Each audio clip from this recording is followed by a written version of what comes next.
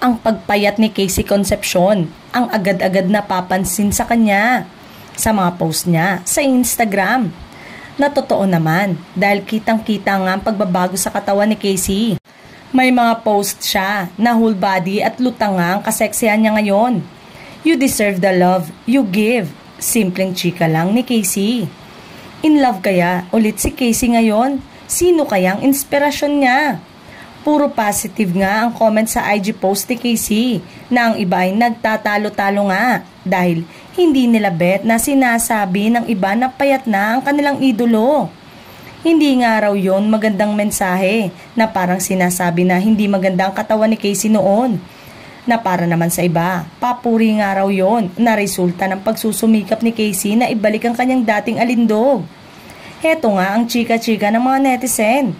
The most beautiful face ever. Ganyan nga, nagpapayat ka. Ang ganda mo kaya. Dapat lagi kang healthy.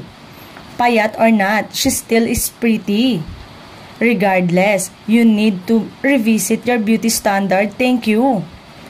May mga humiling naman na magkaroon ito ng movie or teleserye. Samantalang, ang isa sa madalas ngang nabasa sa mga comments sa IG wall ni Casey ay ang panawagan ng mga fans kay Coco Martin na bigyan ng pagkakataon si Casey na muling umarte sa harap ng kamera. Wish nila na kunin ni Coco si Casey para sa Batang Quiapo. Bagay na bagay nga raw sa aktres ang role na mayaman na makikilala ni Tanggol. Para nga raw silang sina Sharon Cuneta at Robin Padilla noon.